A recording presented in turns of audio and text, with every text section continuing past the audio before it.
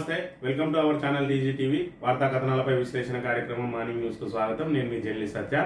ముందుగా రాష్ట్రంలో రాజకీయ పరిణామాలను కనుక పరిశీలించినట్లయితే హైదరాబాద్ బ్రాండ్ ఇమేజ్ ను దెబ్బతీయద్దని చెప్పి కాంగ్రెస్ స్వప్రయోజనాల కోసం రాష్ట్ర ప్రయోజనాలను పణంగా పెట్టవద్దని చెప్పి కేటీఆర్ హితవు పలికారు. ఏదైతే అమర్ రాజా లాంటి కంపెనీలు తమకు ఇచ్చిన హామీలను నిలబెట్టుకోకపోతే ఇతర రాష్ట్రాలకు వెళ్ళక తప్పదని హెచ్చరిస్తున్న నేపథ్యంలో మరి ఇక్కడ కాంగ్రెస్ ప్రభుత్వం మరిన్ని పెట్టుబడులు తీసుకురావడానికి ప్రయత్నం చేయాలి తప్ప ఉన్న కంపెనీలను వెళ్ళిపోయే విధంగా నడుచుకోవద్దని చెప్పి ఆయన శుతిమెత్తగా హెచ్చరించిన పరిస్థితిని మనం గమనించవచ్చు. మరోవైపు కాళేశ్వరం ప్రాజెక్టు పనికిరాదన్నారు. కాళేశ్వరం మీద విష ప్రచారం చేపడుతున్న కాంగ్రెస్ ప్రభుత్వం ఈరోజు రంగనాయక సాగర్లోకి నీళ్లు ఏ విధంగా వచ్చినాయో మరి కాళేశ్వరం ప్రాజెక్టు ద్వారా కాకుండా మరే విధంగా తరలించిందనే విషయాన్ని ప్రజలకు తెలియజేయాలని చెప్పి ప్రజలంతా కూడా కాంగ్రెస్ ప్రభుత్వం చేస్తున్న అసత్య ప్రచారాలను ఇప్పటికైనా తెలుసుకొని తిప్పికొట్టాలని చెప్పి హరీష్ రావు పిలుపునిచ్చిన అంశాన్ని కూడా మనం ప్రధానంగా గమనించవచ్చు. ఇక ప్రభుత్వం ఆదాయ మార్గాల మీద దృష్టి పెట్టింది. ప్రధానంగా ఎక్సైజ్ శాఖ ద్వారా ఆదాయం సాధించడానికి వైన్స్ యజమానుల మీద ఒత్తిడి పెడుతుంది. ఒక్కో షాపు యజమాని 50 లక్షల మరి లిక్కర్ ను లిఫ్ట్ చేయాలని చెప్పి వాళ్ళ మీద మరి ఇప్పటికే అదనపు భారం మోపుతున్న నేపథ్యంలో ఏదైతే 10 టైమ్స్ దాటిందో ఆ 10 టైమ్స్ దాటిన తర్వాత అదనంగా మరో 15% పన్ను చెల్లించాల్సి వస్తుందని దాని అంతా కూడా మేము 50 లక్షల నిలువ తీసుకొచ్చి మరి స్టాక్ పెట్టుకుంటే దానికి వడ్డీలకే భరించలేకపోతున్నాం అనేది ఒకవైపు మరి వైన్స్ యజమానులు లబోదిబో అని మొత్తుకుంటున్న నేపథ్యంలో అధికారులు మాత్రం ఒత్తిళ్లను ఏమాత్రం తగ్గించడం లేదు. సరిగా ఖచ్చితంగా మరి లిఫ్ట్ చేయాల్సిందని టార్గెట్లు పెడుతున్న పరిస్థితిని కూడా మనం ఇక్కడ గమనించవచ్చు. ఒకవైపు కొడంగల్ రైతులు మేము ఫార్మాకు కంపెనీలకు భూములు ఇచ్చే ప్రసక్తే లేదని చెప్పి ఆందోళన బాటపట్టగా మరి రాష్ట్ర రైతాంగం మాత్రం ఇంకా రైతు భరోసా ఎప్పుడు ఇస్తారని చెప్పి ఎదురు చూపులు చూస్తున్న పరిస్థితి. మరోవైపు అసెంబ్లీలో చర్చకు పెడతామని చెప్పి మంత్రివర్గ ఉపసంఘంతో మరి గ్రామాన మేము ఏదైతే రైతు క్లస్టర్ల ద్వారా అభిప్రాయ సేకరణ చేస్తామని 3-4 సమావేశాలు నిర్వహించి మమా అనిపించిన ఉపసంఘం మరి మంత్రివర్గ ఉపసంఘం దానికి సంబంధించిన ఏ నివేదిక కూడా అసెంబ్లీకి సమర్పించకుండా దాని మీద ఎలాంటి చర్చ లేకుండానే ముగిసింది. మరి దాంతో రైతు భరోసాకు మంగళం బారినట్లేనా అని చెప్పి మరి రైతులందరూ కూడా ఎదురు చూస్తున్న పరిస్థితిని మనం గమనించవచ్చు. వార్తా కథనాలను కనుక పరిశీలించినట్లయితే ముందుగా నమస్తే తెలంగాణ దినపత్రికలు గురుకులంలో గురువులేని ఒక్క కొడంగల్లోనే 22 పోస్టుల ఖాళీ. ఇది ముఖ్యమంత్రి సొంత నియోజకవర్గ పరిస్థితి. ఉప్పల్ ఇంటర్ గురుకులంలో విద్యార్థులే లేరు, అయినా అన్ని సబ్జెక్టులకు లెక్చరర్ల నియామకం. సంక్షేమంలో ఇష్టారాజ్యంగా సర్కార్ బదిలీలు, ట్రాన్స్ఫర్ చేసినట్టే చేసి ఆ వెంటనే రిటెన్షన్లు, అస్తవ్యస్త నిర్ణయాలతో చదువులపై తీవ్ర ప్రభావం. ఎస్సీ ఎస్టీ బీసీ మైనారిటీ సంక్షేమ శాఖలు వాటి పరిధిలోని గురుకులాల్లో ఇటీవల చేపట్టిన బదిలీలు ప్రమోషన్లపై తీవ్ర స్థాయిలో ఆరోపణలు వెలువెత్తున్నాయి. బదిలీలు ప్రమోషన్ల కోసం రూపొందించిన సీనియారిటీ జాబితాను తప్పుల తరగగా రూపొందించాలని సంబంధితలోని శాఖల్లోని ఉద్యోగ ఉపాధ్యాయులు నిప్పులు జరుగుతున్నారు. ప్రభుత్వ నిబంధనల విరుద్ధంగా బదిలీలు కల్పించాలని తీవ్ర స్థాయిలో ఆగ్రహం వ్యక్తం చేస్తున్నారు. అందుకు సీఎం రేవంత్ రెడ్డి సొంత నియోజకవర్గంలోని ఎస్సీ గురుకులంలోని బదిలీలే నిలువెత్తు నిదర్శనంగా ఉదహరిస్తున్నారని చెప్పి మరి ఏదైతే కొడంగల్కు సంబంధించి సీఎం సొంత నియోజకవర్గంలో 22 పోస్టులు ఖాళీ ఉన్నాయి గురుకులంలో. అంటే మరి ఇక్కడ గురుకులంలో ఏదైతే మరి ఉపాధ్యాయుల బదిలీల ప్రక్రియ ఏ విధంగా జరిగిందనే దానికి మరి దీన్నే ప్రధాన నిదర్శనంగా మనం ఇక్కడ భావించవచ్చు. మరి అస్తవ్యస్త నిర్ణయాలతోటి ఎక్కడైతే ఉప్పల్ ఇంటర్ గురుకులంలో విద్యార్థులు లేకున్నా అన్ని సబ్జెక్టులకు లెక్చరర్లను నియామకం చేసిండ్రు. అంటే అక్కడ ఉన్న మరి స్టూడెంట్స్ పరిస్థితి ఏంటి, అక్కడ ఎంతమంది స్టాఫ్ అవసరం అనే లెక్కలు సరిగ్గా తీసుకోకుండా సీనియారిటీ జాబితాను సరైన విధానంలో రూపొందించకుండా అస్తవ్యస్త నిర్ణయాలతోటి గురుకుల పాఠశాలలన్నింటినీ కూడా మరి ఇక్కడ అస్తవ్యస్తంగా తయారు చేస్తున్న పరిస్థితి. మరోవైపు విషారందిని రోజు రోజుకు మరి విద్యార్థులు అస్వస్థతకు పాలవుతున్నారు. మరోవైపు మరి అనారోగ్యాలతోటి గురుకుల పాఠశాల విద్యార్థులు మృతి చెందుతున్న పరిస్థితి. మరోవైపు పాము కాట్లతోటి మృతి చెందుతున్న పరిస్థితి. గురుకులంలో మరి వసతులను పట్టించుకున్న నాదుడే కరువైన పరిస్థితిని కూడా మనం ఇక్కడ ప్రధానంగా గమనించవచ్చు. ఇది కాంగ్రెస్ పాలనలో గురుకులాల పట్ల మరి వాళ్ళు చూపిస్తున్న చిత్తశుద్ధిని మనం ప్రధానంగా గమనించవచ్చు. కేటీఆర్ గారు మాట్లాడుతూ బ్రాండ్ తెలంగాణను బలిపెట్టవద్దు, ప్రభుత్వ పాలసీలు పెట్టుబడులను ఆకర్షించాలి, కాంగ్రెస్ సర్కార్ స్వార్థ రాజకీయాల కోసం రాష్ట్ర ప్రయోజనాలను తాకట్టు పెట్టద్దు, ఎంతో కష్టపడితే గానీ వచ్చిన అమర్ రాజా రాష్ట్రాన్ని విడతామని ప్రకటించడం బాధాకరం. కేమ్స్ కార్నింగ్ వేరే రాష్ట్రాలకు తరలిపోయినాయి, ఇది విపత్తు లాంటిదే. కేటీఆర్ తీవ్ర ఆవేదన. కేన్స్ టెక్నాలజీ గుజరాత్ కు కార్నింగ్ సంస్థ చెన్నైకి తరలిపోయింది. ఇప్పుడు అమర్ రాజా కూడా వెళ్లిపోతారంటున్నది. అదే జరుగుతుంది. తెలంగాణ బ్రాండ్ కు తీరని నష్టం జరుగుతుంది. మరి బ్రాండ్ తెలంగాణను బలిపెట్టద్దని చెప్పి ప్రభుత్వ పాలసీలు పెట్టుబడులను ఆకర్షించే విధంగా ఉండాలి కానీ మరి వచ్చిన కంపెనీలు కూడా తరలిపోతున్నాయని అంటే ప్రభుత్వం ఏ విధంగా వాళ్ళకు మరి ఇచ్చిన హామీలను నిలబెట్టుకోలేకపోతున్నది అనే దాన్ని మరి ఇక్కడ ప్రధానంగా గమనించాలి. ఏదైతే మరి ఇక్కడ కేన్స్ కార్నింగ్ అనే మరి కంపెనీలు ఇక్కడ వేరే రాష్ట్రాలకు తరలిపోయినాయి. కేన్స్ టెక్నాలజీ గుజరాత్ కు పోయింది, కార్నింగ్ సంస్థ చెన్నైకి పోయింది. ఆ రెండింటిని కూడా మేము తీసుకురావడానికి తీవ్రంగా కృషి చేసిన వాటిని నిలబెట్టుకోవడంలో కాంగ్రెస్ ప్రభుత్వం విఫలమైందని చెప్పి చెప్తున్న పరిస్థితిని మనం ఇక్కడ ప్రధానంగా గమనించాలి. ఇది కూడా ఒక విపత్తు లాంటిదే అని చెప్పి మరి ఇక్కడ ఆయన మరి ప్రభుత్వాన్ని హెచ్చరించిన పరిస్థితిని కూడా మనం ఇక్కడ ప్రధానంగా గమనించవచ్చు. కాళేశ్వరంపై కాంగ్రెస్ విష ప్రచారం. కాళేశ్వరం కూలితే రంగనాయక సాగర్ కు నీళ్ళు ఎలా వచ్చాయో ప్రభుత్వం చెప్పాలి. కేసీఆర్ ను బదనాం చేసేందుకే గోబెల్స్ ప్రచారం. 8 ఎంపీ సీట్లు ఇచ్చిన తెలంగాణకు బీజేపీ కాంగ్రెస్ కలిసి తీవ్ర అన్యాయం. పింఛన్లందక అవ్వాతాతలు అడిగోసారి రంగనాయక సాగర్ సందర్శనలో హరీష్ రావు అని చెప్పి రంగనాయక సాగర్ కు కాళేశ్వరం నీళ్లు ఎగిసిపడుతున్న దృశ్యాన్ని నిన్న రోజున పరిశీలించిన హరీష్ రావు కాళేశ్వరమే కూలిపోతే మరి ఇక్కడ రంగనాయక సాగర్ కు ఎక్కడి నుంచి నీళ్లు తీసుకొస్తున్నారు, మరి ఆకాశాన్ని నుంచి భగీరథ ప్రయత్నం చేసేమన్నా పట్టుకొస్తున్నారా అని చెప్పి ఇక్కడ చెప్తున్న పరిస్థితి. మరి కేవలం ఎల్లంపల్లినే వాడుకుంటున్నాం అని చెప్పి ప్రజలను తప్పుదో పట్టిస్తున్నారు. మరి ఎల్లంపల్లికి ఉన్న ఈ లింకులన్నీ కూడా కాళేశ్వరం ప్రాజెక్టులో భాగం కాదా? కాళేశ్వరం అంటే ఒక మేడిగడ్డ బ్యారేజ్ అనుకుంటున్నారా? 2 పిల్లర్లు ఉండి దాన్ని పట్టుకొని మీరు ఇంత రాతాంతం చేసి ఇప్పటికి కూడా ఇంకా రైతుల నోట్లో మన్ను పెట్టడానికే ప్రయత్నం చేస్తా ఉన్నారు తప్ప ఆ 2 పిల్లర్లను తక్షణం రిపేర్ చేయాల్సి ఉన్నా మీరు తాత్సారం చేసిరు. అయినప్పటికీ ఆ నీటిని కన్నెపిల్ల ద్వారా ఎత్తిపోసే అవకాశం ఉన్నా కూడా సుందిల్లా అదేవిధంగా అన్నారం ప్రాజెక్టుల గేట్లు తెరిచి కావాలని తెరిచిపెట్టి ప్రజలను ఇబ్బందులకు గురి చేస్తా ఉన్నారు, రైతులను ఇబ్బందులకు గురి చేస్తా ఉన్నారు. మరి రాబోయే రోజుల్లో మరి సరిపడా నీళ్లు కనుక ప్రాజెక్టు నింపుకోని పక్షంలో తాగునీటి కూడా తీవ్ర ఇబ్బందులు ఎదురైతే అని మేము పదే పదే చెప్పినప్పటికీ కూడా పిడచెవిలో పెడతా ఉన్నారు. మరి ఇప్పటికైనా ప్రభుత్వం స్పందించాలి. అదేవిధంగా ప్రజలందరూ కూడా గమనించాలి.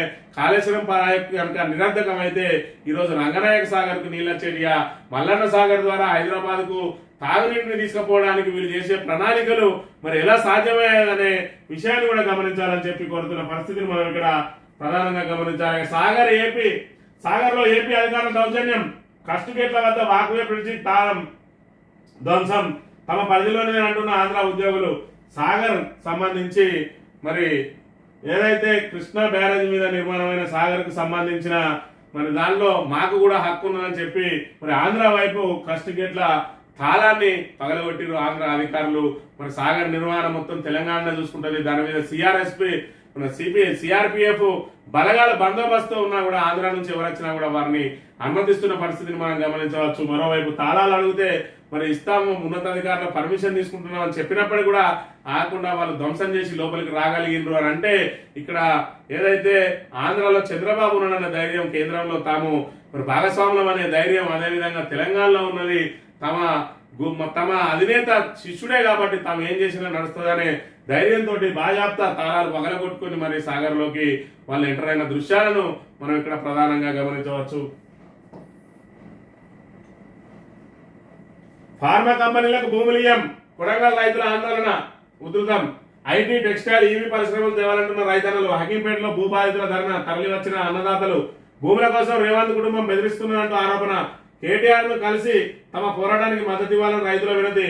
ప్రజా ప్రయోజనాలను కాంగ్రెస్ సర్కార్ దెబ్బతీస్తే సహించాం, రైతుల పక్షాన పోరాడతామంటున్న మాజీ ఎమ్మెల్యే పట్నం హెచ్చరిక. ఫార్మా కంపెనీలకు భూములు ఇవ్వమని చెప్పి మరి ఏదైతే సీఎం సొంత నియోజకవర్గానికి సంబంధించి కొడంగల్ రైతులే ఆందోళనలు చేస్తా ఉన్నారంటే మరి సీఎం చేపట్టబోయే ఆ ప్రాజెక్టులకు, ఆ కంపెనీలకు ఏ రకమైన మద్దతు ఉన్నది అనే సొంత నియోజకవర్గ ప్రజలే ఆయనకు మద్దతు ఇస్తలేరు అంటే మరి ప్రజా ప్రయోజనాలకు సంబంధం లేని వాటిని తీసుకొచ్చి ప్రజలపై రుద్దడం ఎంతవరకు సమంజసం? ఇది కాలుష్య కారక పరిశ్రమలు అన్నాడు. హైదరాబాద్ సిటీ ఖరాబ్ అవుతుందని చెప్పిండు. ఈ రోజు మరి ఇక్కడ పల్లెటూళ్ళకు విస్తరించి పల్లెటూళ్ళల్లో మరి కాలుష్య కారక కంపెనీలను పెట్టినట్లయితే మరి అక్కడ ఉన్న ప్రజల ఆరోగ్యం దెబ్బతినదా అని చెప్పి వాళ్ళు ప్రశ్నిస్తున్న పరిస్థితి. మరి దీనికోసం ఏదైతే రేవంత్ రెడ్డి కుటుంబ సభ్యులు తమను వేధిస్తున్నారని చెప్పి కూడా వాళ్ళు నిన్నటి రోజున ధర్నా సందర్భంగా చెప్పిన పరిస్థితి. మరోవైపు కేటీఆర్ ను తమ మరి ఆందోళనకు మద్దతు ఇవ్వాలని చెప్పి కోరిండ్రు. ఎట్టి పరిస్థితుల మరి రైతు ప్రజా ప్రయోజనాలను కాంగ్రెస్ సర్కారు దెబ్బతీస్తే సహించేది లేదు, రైతుల పక్షాన పోరాడదామని చెప్పి మాజీ ఎమ్మెల్యే పట్నం మరి ప్రకటించిన పరిస్థితిని కూడా మనం ఇక్కడ ప్రధానంగా గమనించవచ్చు. ఏది ఏమైనా మరి రేవంత్ రెడ్డి చేపట్టే నిర్ణయాలకు ఆయన సొంత నియోజకవర్గ ప్రజలు వెన్నుదన్నుగా నిలవాల్సింది పోయి ఆయన తీవ్రంగా వ్యతిరేకిస్తూ ధర్నాలకు దిగుతున్నారంటే మరి ఆయన చేసే పనులు ప్రజా హితమైనయా లేకపోతే ప్రజా విరుద్ధమైన పనుల అనే విషయాన్ని రాష్ట్ర ప్రజలందరూ కూడా గమనించాలి. ఆయనే పదే పదే ఏదైనా విషయం చెప్పినప్పుడు మరి ఏదైతే గత ప్రభుత్వం మీద నిందలు వేయడం కోసం నోటికొచ్చిన అబద్ధాలు ఏ విధంగా అవి ఆడతాడో అవి తిరిగి తనకే తగులుతున్న విషయాన్ని కూడా మనం ఇక్కడ గమనించవచ్చు. ఫార్మా కంపెనీలు కనుక హైదరాబాద్ చుట్టుపక్కల పెడితే ఆ కాలుష్యం అంతా హైదరాబాద్కు చేరుతుంది, దీన్ని మేము సిటీకి దూరంగా పెడతామని చెప్పిండు. సిటీకి దూరంగా అని చెప్పి మరి కొడంగల్ లాంటి తన సొంత నియోజకవర్గంలో పెడితే మరి మమ్మల్ని కాలుష్యంతో చంపేస్తావా అని చెప్పి వాళ్ళు ప్రశ్నిస్తున్నారు. కావాలంటే ఐటీ, టెక్స్టైల్, ఈవీ పరిశ్రమలు తేవాలని చెప్పి వాళ్ళే సూచనలు చేస్తున్న పరిస్థితిని కూడా మనం ఇక్కడ ప్రధానంగా గమనించవచ్చు. ఇక భరోసా ఇచ్చేటప్పుడు అసెంబ్లీలో రైతు భరోసా ఊసెత్తని సర్కార్, సభలో చర్చ లేదు, అభిప్రాయ సేకరణ లేదు. 4 సమావేశాల తర్వాత రామ్ కేబినెట్ సబ్ కమిటీ నివేదిక ఇచ్చేటప్పుడు పెట్టుబడి సాయం కోసం రైతుల ఎదురుచూపులు. ఇప్పటికే సగం పూర్తయిన వానాకాల సీజన్ అయినా రైతు భరోసాపై ఇప్పటికీ లేని స్పష్టత, ఉద్దేశపూర్వకంగానే జాప్యం చేస్తున్నదా అని చెప్పి ఏదైతే రైతు భరోసా మరి రైతు బంధు గతంలో కేసీఆర్ ప్రభుత్వం మరి ఎప్పుడైతే మరి నాట్లు మొదలైతాయో ఆ పొలం పనులు మొదలవడంతో వాళ్ళ రైతుల ఖాతాల్లో టింగ్ అని చెప్పి మరి శబ్దం వస్తూ అందులో మరి అమౌంట్ పడేది 5,000 రూపాయలు ఎకరానికి టంచనగా మరి పెట్టుబడి సాయం అందేది. ఆ పెట్టుబడి సాయంతో రైతుల మరి పొలం పనులు అనేవి మొదలయ్యాయి అనేది ఎవరు అవునన్నా కాదన్నా మరి అది సత్యమైన విషయం. మరి లెక్కన గతంలో మరి రైతు బంధును రైతు భరోసాగా మారుతామని చెప్పి మరి ఈ టర్మ్ వరకు మాత్రం రైతు బంధునే వేస్తామని చెప్పి అది కూడా పంట కోతకొచ్చే సమయంలో మరి రైతు బంధు వేసిన ప్రభుత్వం కొంతమందికి వేసింది, కొంతమందికి వేయలేదు. మళ్ళీ ఇప్పుడు రైతు భరోసాకు అర్హులైన వాళ్ళకే ఇస్తాం, ఏదైతే సాగు చేసే వాళ్ళకే ఇస్తామని చెప్పి వివిధ రకాల ప్రకటనలు చేసి మరి ఎవరెవరికి ఇవ్వాలి, దాని నిజమైన లబ్ధిదారులు ఎవరనేది మేము ప్రజాభిప్రాయ సేకరణ చేస్తామని చెప్పి దానికి ఉపసంఘం వేసి 3-4 మీటింగ్లు పెట్టింది. ఆ తర్వాత మేము దీని మీద అసెంబ్లీలో చర్చించి మరి దాన్ని చట్టం చేస్తాం, దానికి నిర్ణయం తీసుకుంటామని చెప్పిండ్రు. మరి ఇక్కడ ఈ సమావేశాలు 4 సమావేశాలు జరిపి రామ్ అన్నారు. మరి ఇక్కడ దాని అసెంబ్లీలో దాని ప్రస్తావనే తీసుకురాని పరిస్థితి. మరి రైతు భరోసాకు ఎగనామం పెట్టడానికి రేవంత్ ప్రభుత్వం ప్రయత్నం చేస్తున్నారా అంటే మరి అవునని చెప్పక తప్పని పరిస్థితి ఉన్నది. ఇక సీతారామ ట్రయల్ రన్ సక్సెస్, 2వ పంప్ హౌస్ నుంచి ఉప్పొంగిన జలాలు. ఉమ్మడి ఖమ్మం జిల్లా కోసం కేసీఆర్ జల సంకల్పం, ప్రారంభానికి సిద్ధమైన ప్రాజెక్టు 2 నెలల్లో పూర్తి స్థాయిలో సాగునీరు ఇస్తాం. మంత్రులు ఉత్తమ్, తుమ్మల, పొంగులేటి. సీతారామ ప్రాజెక్టు ఏదైతే కేసీఆర్ కలల ప్రాజెక్టు ఖమ్మంకు మరి గోదావరి నీళ్లు, ఖమ్మం జిల్లా మొత్తానికి గోదావరి నీళ్లు ఇవ్వాలని చెప్పి సీతారామ ప్రాజెక్టును ఏదైతే నిర్మాణం చేపట్టిందో దానికి సంబంధించిన 2వ పంప్ హౌస్ నుంచి కూడా మరి నిన్న ట్రయల్ రన్ సక్సెస్ అయింది. మరి కేసీఆర్ జల సంకల్పానికి మరి ఇక్కడ సాక్షాత్కారం కనబడబోతా ఉన్నది. మనం 2 నెలల్లో పూర్తి స్థాయిలో సాగునీళ్లు అందిస్తామని చెప్పి మంత్రులు ఉత్తమ్, తుమ్మల, పొంగులేటిలు చెప్తున్న పరిస్థితిని మనం గమనించవచ్చు. మరి కేసీఆర్ కట్టిన ప్రాజెక్టులన్నీ నిరర్ధకం అని చెప్పి ఇంతకాలం చెప్పుకుంటున్నా మరి ఈ మంత్రుల బృందం ఈరోజు సీతారామ ప్రాజెక్టు మరి దాని ఫలాలు మరి ఏ ప్రభుత్వానికి చెందాలో కూడా వాళ్ళే మరి మనస్సాక్షిగా ఒప్పుకోవాల్సిన పరిస్థితి కల్పించింది కేసీఆర్. ఇక కొట్టుకుపోయిన తుంగభద్ర గేటు 19వ గేటు చైల్డ్ లింక్ తెగిపోవడమే కారణం. గేట్ ఎత్తి భారీగా దిగువకు నీటి విడుదల. కర్ణాటకలోని కొప్పల్ జిల్లాకు హెచ్చరికలు. ఆంధ్రప్రదేశ్లోని కర్నూలు జిల్లా అప్రమత్తం. 70 ఏళ్ల డ్యామ్ చరిత్రలో ఇదే ప్రథమం అని చెప్పి నిన్న రోజున తుంగభద్ర గేటు వరద ఉధృతికి కొట్టుకుపోయిన పరిస్థితి. మరి 70 ఏళ్ళు మరి చెక్కు చెదరకుండా ఉన్న డ్యామ్ చరిత్రలో ఇదే ప్రప్రథమంగా జరిగింది అని చెప్పి మరి ఏదైతే డ్యాములు కానీ మరి బ్యారేజీలు కానీ ఆ నీటి ప్రవాహంకి సంబంధించి కొన్ని ఒడిదొడుకులు ఎదుర్కోక తప్పదు. అది ఇప్పుడు రేపో ఎల్లుండో ఎప్పుడైనా దాన్ని అవి జరిగినప్పుడు దాన్ని మళ్ళీ మరమ్మతులు చేసుకొని వాడుకోవాలి తప్ప మరి ఇప్పుడు తుంగభద్ర మరి పనికిరాదు అని చెప్పి చెప్పలేని పరిస్థితి. ఇలాంటి సంఘటనలు అనేవి కామన్ గా జరుగుతూనే ఉంటాయి. దాన్ని భూతద్దంలో పెట్టి గత ప్రభుత్వాలకు ఆపాదించి మరి వాళ్ళ మీద నిందలేసే బదులు కాళేశ్వరం ప్రాజెక్టు కూడా ఆ కుంగిన పిల్లలను వెంటనే మరి వాటిని మరమ్మతు చేసినట్టు అయి ఉంటే ఇప్పటికే మన రాష్ట్రం కలకలలాడేది. ఇప్పటికి కూడా ఈ వర్షాలు ఉన్నా కూడా సరైన రీతిలో ఎగువ గోదావరిలో మరి నీరు సరిపడా రాకపోవడంతో ఎల్లంపల్లి ద్వారా ఎంత ఎత్తిపోసినా కూడా ఇంకా రంగనాయక సాగరే నిండని పరిస్థితి. దాని దగ్గర నుంచి మలన సాగర్ కు పంపించి మల్లన్న సాగర్ ద్వారా హైదరాబాద్కు పంపాలంటే మరి నీటి కొరత ఏర్పడే అవకాశం ఉన్నది. బీఆర్ఎస్ పదే పదే చెప్పింది, మరి ఏదైతే ప్రాణహిత నీళ్ళే మనకు దిక్కు, ఆ ప్రాణహితను ఖచ్చితంగా మరి ఒడిసి పట్టుకొని ఎత్తిపోసి వాటిని మరి కాళేశ్వరం అనుబంధ మరి రిజర్వాయర్లన్నీ నింపాలని చెప్పిన మరి పెడచేవిన పెట్టిన ప్రభుత్వం రాబోయే మరి వేసవిలో తాగునీటి కొరతను అదేవిధంగా సాగునీటి కొరతను ఏ విధంగా అధిగమిస్తుందో వేచి చూడాలి. ఇక ఒక్కో వ్యాక్స్ అదనం టార్గెట్ 50 లక్షలు, టార్గెట్లు రీచ్ అయ్యా అంటూ ఫోన్లు, షాపు యజమానులపై అధికారుల ఒత్తిడి, తలలు పట్టుకుంటున్న మద్యం వ్యాపారులు, నెలకు 3,000 కోట్లకు పైన అమ్మకాలు అయినా టార్గెట్లు విధిస్తూ వేధింపులు అని చెప్పి మరి ఒక్కో వైన్ షాప్ కు 50 లక్షలు కొట్టాలే మరి అని ప్రతి నెల టార్గెట్లు విధిస్తున్న అంశాన్ని మనం ఇక్కడ ప్రధానంగా గమనించవచ్చు. మరొక వైపు మరి వైన్ షాప్ నిబంధనల ప్రకారం లైసెన్స్ ఫీజు ఎంత అయితే ఉన్నదో దానికి 10 రెట్లు అంటే 50 లక్షల ఫీజు ఉంటే మరి ఖచ్చితంగా 5 కోట్ల కంటే ఎక్కువ ఒకవేళ లిఫ్ట్ చేసినట్లయితే దానికి 15% అదనంగా పన్ను విధిస్తారు. ఈ లెక్కన మరి ఒక్కొక్కరు ఇప్పటికే ఆల్రెడీ టార్గెట్ నిండింది, అయినప్పటికీ కూడా అదనంగా 50 లక్షలు మీరు ఖచ్చితంగా లిఫ్ట్ చేయాల్సిందని చెప్పి వారి మీద ఒత్తిడి తెస్తున్న నేపథ్యంలో దాని ద్వారా వచ్చే లాభం కంటే దాని మీద మేము వెచ్చించే మరి అమౌంట్ కు వచ్చే వడ్డీనే ఎక్కువ అవుతా ఉన్నదని చెప్పి యజమానులు తలలు పట్టుకుంటున్న నేపథ్యంలో ప్రభుత్వం ఆదాయ మార్గాలను వెతుకుతూ ఎక్సైజ్ శాఖ మీద ఒత్తిడి, తద్వారా ఎక్సైజ్ అధికారులు మరి ఇక్కడ వైన్ షాప్ల మీద ఒత్తిడి చేస్తున్న నేపథ్యంలో యజమానులు ఉక్కిరిబిక్కిరవుతున్న పరిస్థితిని మనం ఇక్కడ ప్రధానంగా గమనించవచ్చు. ఇక తెలంగాణ దినపత్రిక విషయానికి వస్తే హైదరాబాద్ కాళేశ్వరం నీళ్లు మల్లన్న సాగర్ రిజర్వాయర్ నుంచి లిఫ్ట్ చేయనున్న సర్కార్, శరవేగంగా జరుగుతున్న 2వ దశ పనులు. గతంలో రిజర్వాయర్ కు వ్యతిరేకంగా కాంగ్రెస్ ఉద్యమాలు అధికారంలోకి రాగానే ప్రాజెక్టు గ్రీన్ సిగ్నల్, ఇక్కడ నుంచి 15 టీఎంసీల నీళ్లు వినియోగం, నగర తాగునీటికి 10 టీఎంసీలు, మూసి సుందరీకరణకు 5 టీఎంసీలు అని చెప్పి ఇక్కడ మల్లన్న సాగర్ నుంచి మరి ఇక్కడ హైదరాబాద్ కు తాగునీళ్లు తీసుకుపోవడానికి మరి పోతా ఉన్నది. మరోవైపు గత ప్రభుత్వం కూడా కాళేశ్వరం నీళ్ళని తాగునీటికి వాడడం కోసం కొండపోచమ్మ సాగర్ నుంచి మరి అతి తక్కువ నిధులతోటి తీసుకుపోయే అవకాశం ఉన్నప్పటికీ కూడా కొండపోచమ్మ నుంచి తీసుకపోతే బీఆర్ఎస్ ఇచ్చినట్టు అవుతుందని చెప్పి వాళ్ళు మల్లన్న సాగర్ నుంచి రీడిజైన్ చేసిండ్రు. మరి ఈ చిన్న విషయంలోనే 500-600 కోట్లతో పోయేదానికి 5,600 కోట్లు పెట్టిన మరి కాంగ్రెస్ సర్కారు మరి అక్కడ తొమ్మిడేటి దగ్గర నీటి లభ్యత లేదని చెప్పి మరి కాళేశ్వరం దగ్గర ప్రాజెక్టు కడితే దాన్ని మాత్రం తీవ్రంగా వ్యతిరేకిస్తా ఉన్నది. ఇక్కడ 500 కోట్లతోటి తాగునీరు అందించే అవకాశం ఉన్న 5,600 కోట్లు ఎందుకు వెచ్చిస్తున్నా అనే విషయాన్ని కూడా మరి ప్రజలకు వివరించాల్సిన అవసరం ఉన్నది. ఇక అమర్ రాజా వెళ్ళిపోతానడం బాధాకరణం, తెలంగాణ బ్రాండ్ ఇమేజ్ పోగొట్టద్దంటున్న కేటీఆర్, అదేవిధంగా బీజేపీకి ఏపీ తీపి తెలంగాణ చేదైందా, 8 సీట్లు ఇస్తే గుండుసున్నా ఇచ్చిండ్రు, కాళేశ్వరం కూలిపోతే నీళ్ళు ఎట్లా వచ్చినాయి, మహిళలకు ఇస్తామన్న 2500 ఎక్కడ, గల్లీకో బెల్ట్ షాప్ తెరుస్తున్నారు సిద్దిపేటలో మాజీ మంత్రి హరీష్ రావు అని చెప్పి మరి బీజేపీకి ఏపీ తీపి అయింది, అదేవిధంగా తెలంగాణ చేదైంది. ఇక్కడ చంద్రబాబు తోటి చెట్టా పట్టాలు వేసుకుని ఆయన 16 ఎంపీ సీట్లను మరి తనకు అవసరం కాబట్టి మరి దాంతో మరి ఏపీకి అడిగిన వెంటనే వరాలు ఇస్తా ఉన్నది, అడిగిన వరాలు ఇస్తా ఉన్నది. మరి 8 మంది బీజేపీ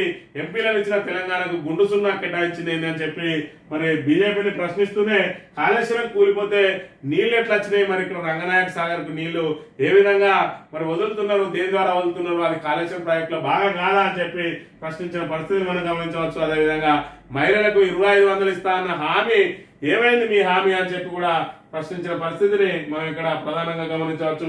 ఇక రేవంత్ రెడ్డికి కోవాటుగా Bandi Sanjay, BRS MLA KP Vivekananda, Bandi Sanjay CM Revanth రెడ్డికి కోవాటుగా పనిచేస్తున్నారని బీఆర్ఎస్ ఎమ్మెల్యే కేపీ వివేకానంద సంచలన వ్యాఖ్యలు చేశారు. ఆదివారం తెలంగాణ భవన్ లో ప్రెస్ మీట్ నిర్వహించిన సందర్భంగా ఆయన మాట్లాడారు. కేంద్ర హోంశాఖ సహాయ మంత్రి రేవంత్ కు సహాయ మంత్రిగా మారిపోయాడని విమర్శించారు. బండి సంజయ్ కేంద్ర హోం సహాయ మంత్రిగా ఉండి కేటీఆర్ ను అరెస్ట్ చేయాలని అంటున్నాడని, ఎందుకు అరెస్ట్ చేయాలని ప్రశ్నించారు. తెలంగాణలో హైదరాబాద్ నగరానికి లక్షల కోట్లు పెట్టుబడులు తెచ్చి 25 లక్షల ఉద్యోగ అవకాశాలు కల్పించినందుకు అరెస్ట్ చేయాలా అని చెప్పి నిలదీశారని చెప్పి నిన్న రోజున మరి రేవంత్ రెడ్డికి కోవట్టుగా మారిండు బండి సంజయ్ అని చెప్పి నిన్న రోజున సంచలన వ్యాఖ్యలు చేసిండు కేపీ వివేకానంద. మరి ఏదైతే కేటీఆర్ ను అరెస్ట్ చేయాలని చెప్పి ఆయన రేవంత్ రెడ్డిని కోరిండో మరి రేవంత్ రెడ్డికి సహాయ మంత్రిగా పనిచేస్తా ఉన్నాడు బండి సంజయ్. అసలు కేటీఆర్ ను ఎందుకు అరెస్ట్ చేయాలి, ఆయన ఏమైనా 10వ తరగతి ప్రశ్నపత్రం లీకేజీలో ఉన్నాడా, లేదంటే ఎమ్మెల్సీల కొనుగోలు ఓటుకు నోటు కేసులో ఇట్లున్నాడా, మరి సీఎంల పని అరెస్ట్ చేయడమేనా, ఎందుకు మరి ఏదైతే హైదరాబాద్ నగరానికి లక్షల కోట్ల మరి నిధులు వెచ్చించినందుక, లేదంటే 25,000 కొత్త ఉద్యోగాలు సృష్టించినందుక అని చెప్పి 25 లక్షల ఉద్యోగ అవకాశాలు కల్పించినందుక అని చెప్పి ఆయన ప్రశ్నిస్తున్న అంశాన్ని మనం ఇక్కడ గమనించవచ్చు.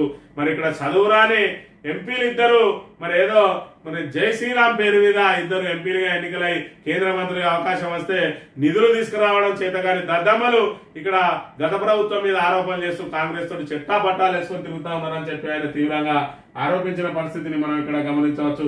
ఈ ఆర్టీసీ బస్సులో జర్నలిస్టులకు అవమానం, సంగతి చూస్తానంటూ కండక్టర్ వార్నింగ్ అని చెప్పి ఏదైతే కండక్టర్లు బస్ ఎక్కిందో వాళ్ళని ఇంకెంతమంది వస్తారని చెప్పి చులకనగా మాట్లాడడంతో పాటు వాళ్ళ పాసులు గుంజుకొని డిపోలో అయ్యి వాళ్ళ సంగతి చూద్దాం, మరి నేను డ్యూటీలో లేకపోతే మీ సంగతి చెప్తూ అని చెప్పి నిన్నటి రోజున మరి ఇక్కడ ఏదైతే జనగామకు సంబంధించిన ఆర్టీసీ డ్రైవర్ కండక్టర్లు జర్నలిస్టుల మీద దూషించిన పరిస్థితిని మనం ఇక్కడ గమనించవచ్చు. జర్నలిస్టులు అందరూ కూడా వాళ్ళ మీద చర్యలు తీసుకోవాలని చెప్పి మరి డిమాండ్ చేస్తున్న పరిస్థితిని కూడా మనం ఇక్కడ గమనించవచ్చు. గురుకులంలో మరో విద్యార్థి మృతి కాపాడాలంటూ తండ్రి చేతుల్లోనే గురుకుల పాఠశాలలో అనారోగ్యంతో మరో విద్యార్థి మృతి చెందింది. ఆసిఫాబాద్ జిల్లా గుండాయిపేటకు చెందిన పూజ అనారోగ్యంతో కన్ను మూసింది అని చెప్పి ఇక్కడ గురుకులంలో పరిస్థితులు ఏ విధంగా ఉన్నాయి, వాళ్ళను మరి సౌకర్యాలు ఏ విధంగా ఉన్నాయి, కనీసం వాళ్ళు అస్వస్థతకు గురైన అనారోగ్యానికి గురైన పట్టించుకునే నాదులే కరువైన అని చెప్పి ఇక్కడ ఈ సంఘటనను బట్టి మనం ఇక్కడ ప్రధానంగా గమనించవచ్చు. గురుకులాలను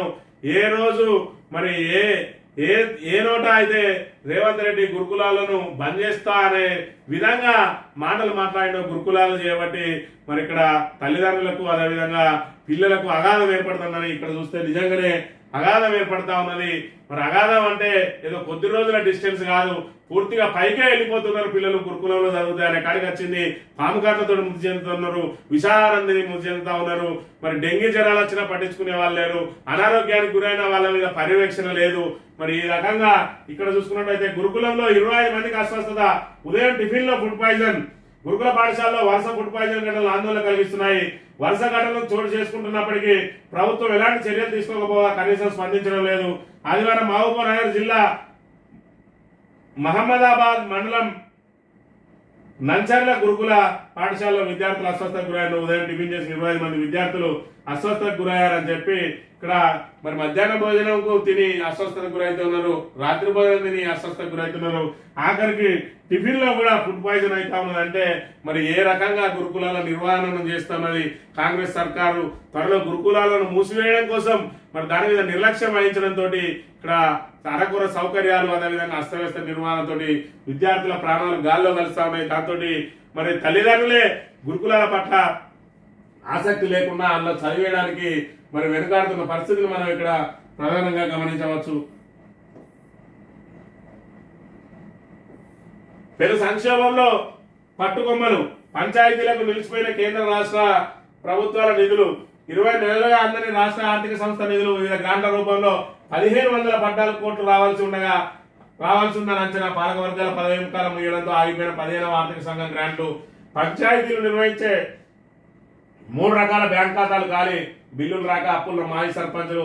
సర్కార్ బకాయిలు 680 కోట్లు. 4305 కోట్లకు చేరిన పెండింగ్ విద్యుత్ బిల్లులు, నిలిచిపోయిన అభివృద్ధి పనులు. పారిశుద్ధ్య నిర్వహణకు దోమల మందు సరఫరాకు నిధుల కొరత. మరోవైపు పంచాయతీ కార్యదర్శులపై ప్రభుత్వ కార్యక్రమాల అమలు భారం అని చెప్పి మరి మొన్న పంచాయతీరాజ్ శాఖ మంత్రి మేము గ్రామ పంచాయతీలకు ₹1 కూడా మరి ఖాళీ మరి లేవు, మరి మేము బాకీ లేవని చెప్పిన నేపథ్యంలో దానికి సంబంధించిన ఒక ప్రధాన వార్తను ప్రచురించింది. ఈ ఫోటోలో కనిపిస్తున్న జనగామ జిల్లా యశ్వంతపూర్ గ్రామ పంచాయతీ భవనం. గ్రామంలో 10 వార్డులు, 428 ఇళ్లు, 1779 జనాభా ఉంది. జనాభా ప్రాతిపదికన ఏటా రాష్ట్ర ఆర్థిక సంస్థ గ్రాంట్ 15 లక్షలు, 15వ ఆర్థిక సంఘం నిధులు 15 లక్షలు వస్తాయి. కానీ ఏడాది నుంచి 2 నిధులు రావడం లేదు. గతంలో పంచాయతీ పరిధిలో జరిగే రిజిస్టర్ ద్వారా స్టాంప్ డ్యూటీ, వృత్తి పన్ను, ఇంటి అనుమతుల లైసెన్సుల జారీ సమయంలో పన్నుల కమిషన్లు నేరుగా పంచాయతీ ఖాతాలు జమ అయ్యేవి. మీ సేవా కేంద్రాలు ప్రారంభమయ్యాక అవి కాస్త ప్రభుత్వ ఖజానాలో వెళ్ళిపోతున్నాయి. దీంతో చిన్న పనులకు పంచాయతీ కార్యదర్శులు సొంత డబ్బులు ఖర్చు చేస్తూ నెట్టుకొస్తున్నారు.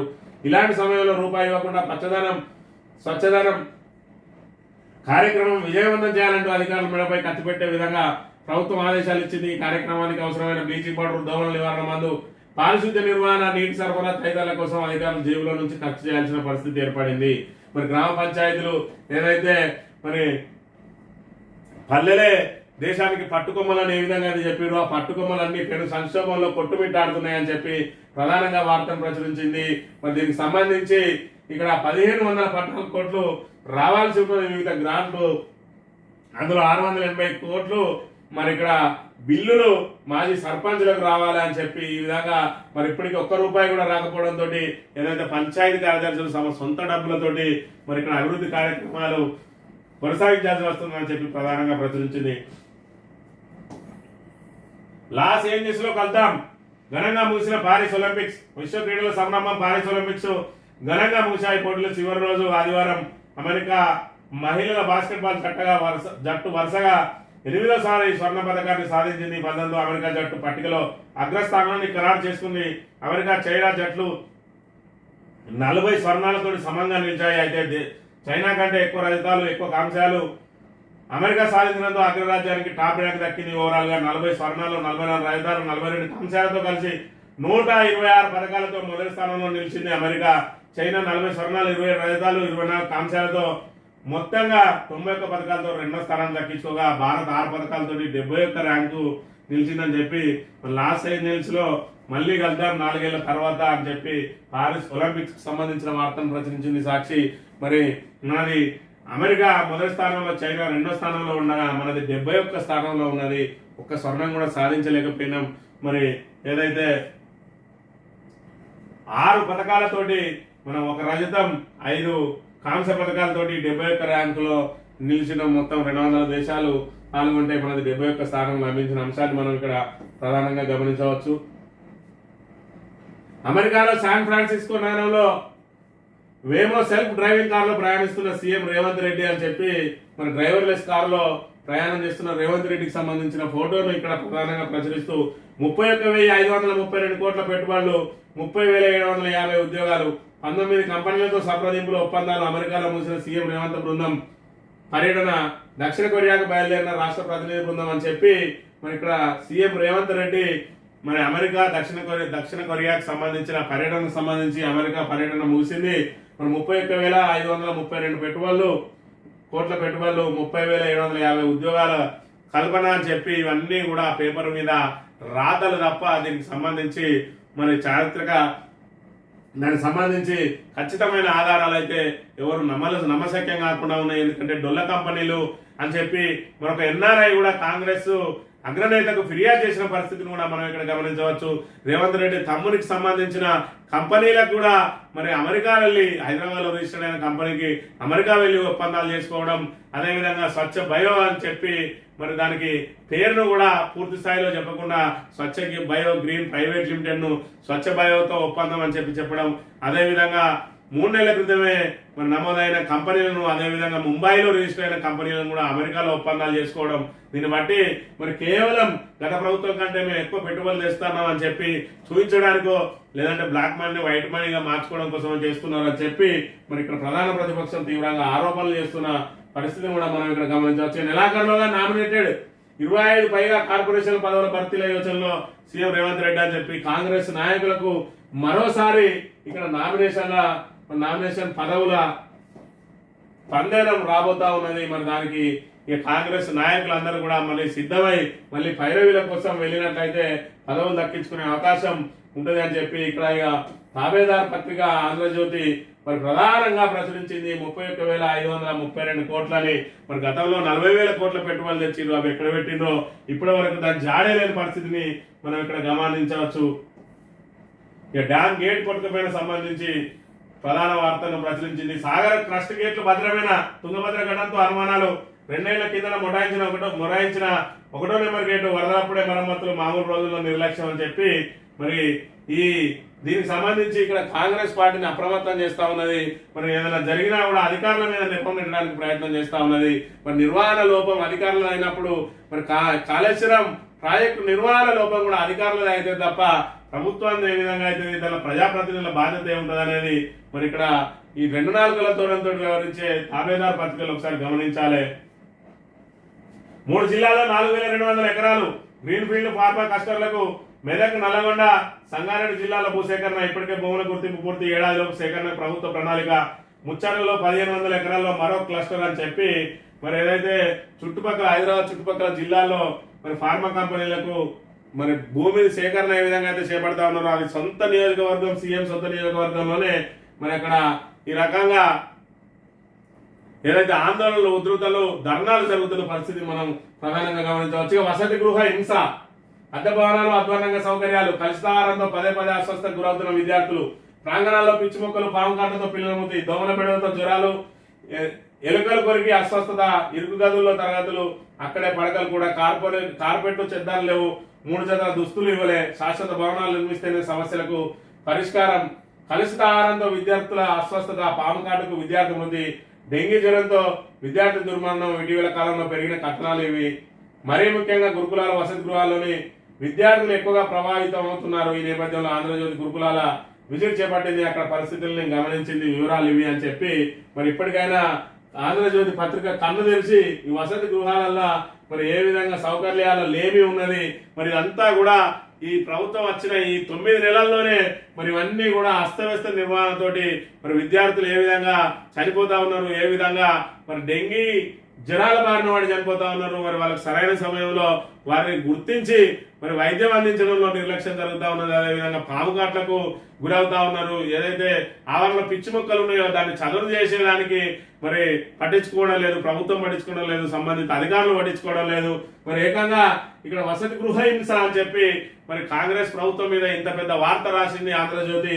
మరి ఈ విషయంలో ఆంధ్రజ్యోతిని అభినందించక తప్పదు. ఇలాంటి మరి ప్రజా వ్యతిరేక సంబంధించి కానీ, విద్యార్థులకు సౌకర్యాలు లేమికి సంబంధించి కానీ, అదేవిధంగా ఇదే తరహాలో మొన్నటి నిరుద్యోగుల మరి ఉద్యమాన్ని కూడా ఈ రకంగా చూపించినట్టు ఉంటే మరి ఇక్కడ తాబేదారు పత్రికకు కొంత మరి ఇక్కడ తెలంగాణలో కొంత ఆదరణ లభించేది, తద్వారా దీనికి విశ్వసనీయత ఉండేది.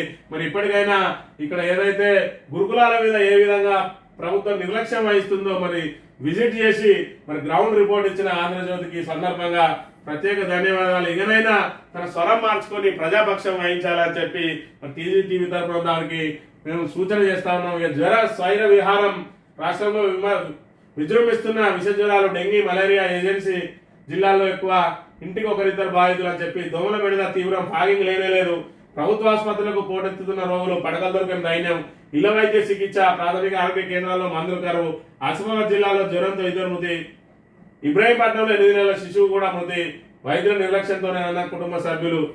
ఇది రెండో వార్తను ప్రచురించింది.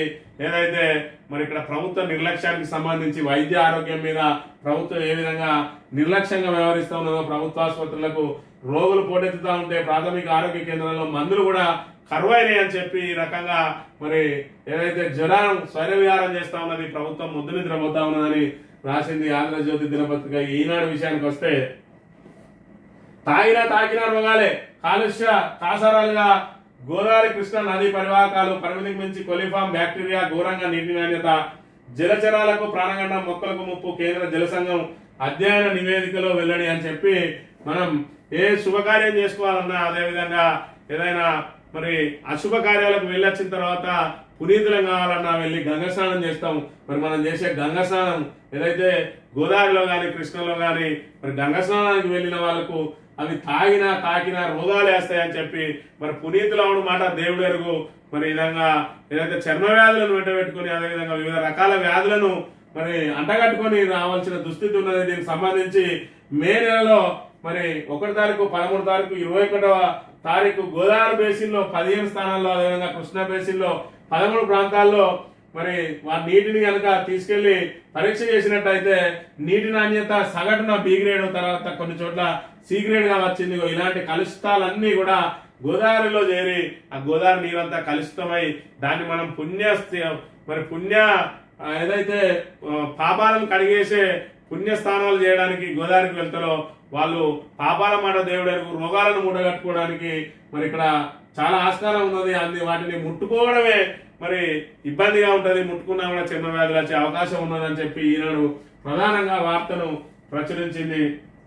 ఇక కళ్ళెదుగే కబలించిన మృత్యువు, భార్య చూస్తుండగానే 2 కుమార్తెల దుర్మరణం, భర్త 2 కుమార్తెల దుర్మరణం, బిడ్డలను కాపాడబోయి తను చాలించిన తండ్రి, హైదరాబాద్ శివార్లో రైలు ఢీకొన్న దుర్ఘటన అని చెప్పి ఇక్కడ ఏదైతే రైల్వేలో ఉద్యోగం పట్టాలను సరిచూసే పని రోజులాగా విధిలో వెళ్ళాడు. మధ్యాహ్నం భార్య 2 కుమార్తెలను వెంటబెట్టుకుని భోజనం తీసుకుని వచ్చింది.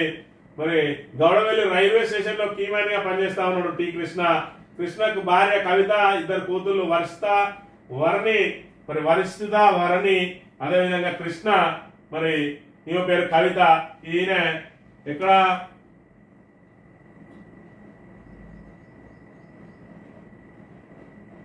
రైల్వేలో ఉద్యోగం చేస్తా ఉన్నాడు. మేడ్చల్, హైదరాబాద్ శివారు మేడ్చల్ గౌడవెల్లి రైల్వే స్టేషన్ సమీపంలో ఈయన విధులు నిర్వహిస్తూ ఉంటే, దగ్గరలో ఉంటుంది ఈయన ఇల్లు కాబట్టి భార్య మరి భర్తకు భోజనం తీసుకెళ్ళింది. ఆ భోజనం తీసుకెళ్ళి భోజనం చేసిన తర్వాత మరి కాసేపట్లో నా డ్యూటీ అయిపోతుంది, అందరం కలిసి వెళ్దాం, కాసేపు వెయిట్ చేయండి నా పక్కన కూర్చొని అని చెప్పి ఆయన మరి కీమ్యాన్ గా తన విధులు నిర్వహించుకుంటూ రైలు పట్టాలను సరిచూసుకుంటూ వెళ్తున్న క్రమంలో పిల్లలిద్దరూ మీరు గమనించకుండా వెళ్ళి మరి అక్కడ రైలు పట్టాల మధ్యలో ఆడుకుంటున్న నేపథ్యంలో మరి ఇక్కడ రాయలసీమ ఎక్స్ప్రెస్ మరి వస్తున్న విషయాన్ని గమనించిన మరి కృష్ణ వాళ్ళని కాపాడడానికి పరిగెత్తిండు. అప్పటికే ఆలస్యమైంది. మరి రైలు వాళ్ళను ఢీకొట్టింది, వాళ్ళతో పాటు కృష్ణను కూడా ఢీకెత్తింది. మరి ముగ్గురు కూడా అక్కడే మృత్యువాత పడ్డ పరిస్థితిని మనం ఇక్కడ గమనించవచ్చు. మరి ఘోర ప్రమాదాన్ని కళ్ళారా చూసిన కవిత మరి ఆమె రోదల్లో మిన్నంటినాయి, ఆకాశాన్ని అంటినాయి.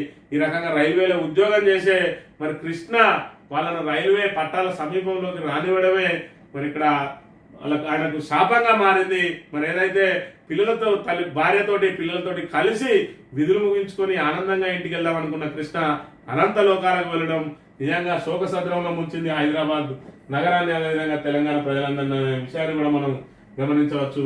ఈ సహకార సంఘాల్లో కేవైసీ ఏది లోపభూయిష్టంగా సభ్యుల వివరాలు, రుణమాఫీకి చిక్కులు, రైతుల ఆందోళన అని చెప్పి మరి ఇక్కడ ఎక్కువ శాతం సహకార బ్యాంకులలోనే మరి రుణమాఫీకి సంబంధించి అర్హులను అనర్హులుగా, అనర్హులను అర్హులుగా నిర్ణయించిండు. ఇప్పటి వరకు అందులో కేవైసీ ఇంకా పూర్తి స్థాయిలో రాలేదు అని చెప్పి ఒకవైపు ప్రభుత్వంలో చిన్న స్పెల్లింగ్ మిస్టేకులు ఉన్నా, అదేవిధంగా జాయింట్ ఖాతాలున్నా, అదేవిధంగా వివిధంగా మన రేషన్ కార్డు లేకపోయినా, ఆధార్ కార్డు లేకపోయినా ఒకవైపు రుణమాఫీకి కోతలు విధిస్తుంటే మరోవైపు సహకార సంఘాలు రైతుల మీదకు ఉరితాళ్లుగా మారినాయి.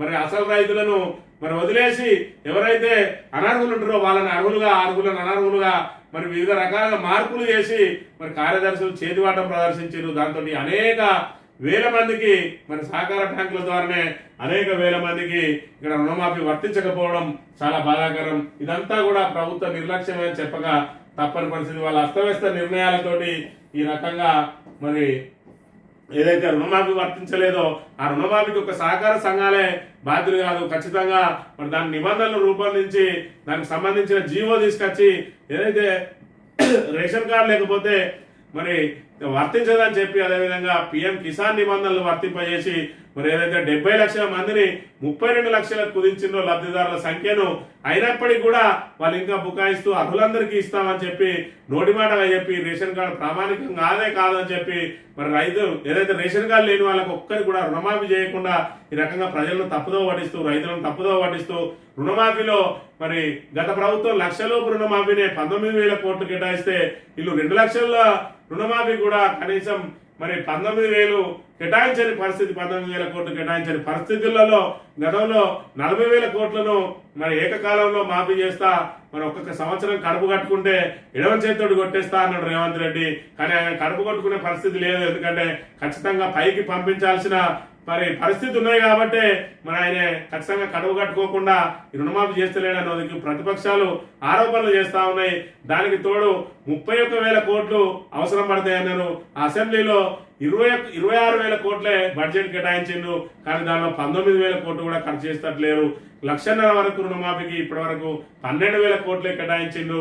మరో 6,000 కోట్లు మాత్రమే మరి 2 లక్షల లోపు కేటాయిస్తారని చెప్పి వార్తలు వస్తున్న నేపథ్యంలో 18,000 కోట్లతోటే మరి చాప చుట్టేయడానికి సిద్ధంగా ఉన్నది రేవంత్ రెడ్డి ప్రభుత్వం. మరి రేవంత్ రెడ్డిది చేతల ప్రభుత్వం కాదు, మాటల ప్రభుత్వం అని ఇప్పటికే మరి రాష్ట్ర ప్రజలందరికీ కూడా అర్థమైపోయింది. ఒకవైపు విద్యార్థులు మోసపోతా ఉన్నారు, ఒకవైపు నిరుద్యోగులు మోసపోతా ఉన్నారు, ఒకవైపు రైతులు మోసపోతా ఉన్నారు, మరోవైపు కొత్తగా ఇప్పుడు భూసేకరణతోటి మరి ఆయన సొంత నియోజకవర్గ రైతులే తీవ్ర ఇబ్బందులకు గురవుతా ఉన్నారు.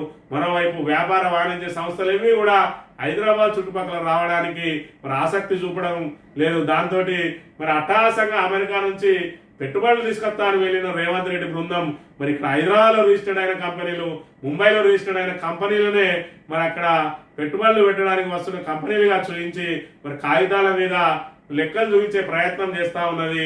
మరి అదేవిధంగా డొల్ల కంపెనీలతోటి వీళ్ళు బ్లాక్ మనీని వైట్ మనీగా మార్చుకోవడానికి ప్రయత్నం చేస్తా ఉన్నారని ఒకవైపు ప్రతిపక్షాలు ఆరోపిస్తున్న నేపథ్యంలో మరి 9 నెలల పాటు నెట్టుకొచ్చిన రేవంత్ రెడ్డి ప్రభుత్వం ఇక ముందు ఏ విధంగా నెట్టుకొస్తుందో, ఇంకా గత ప్రభుత్వం మీద ఆరోపణలు చేసుకుంటూనే బయటపడుతుందా, లేదంటే మరి ఏడాది గడిచినాక కూడా మరి జరిగే సంఘటనలకు బాధ్యత వహిస్తా అన్నది వేచి చూడాలి. ఇది ఈ రోజు మార్నింగ్ న్యూస్. తిరిగి రేపు వెళ్తాం. Thank you very much.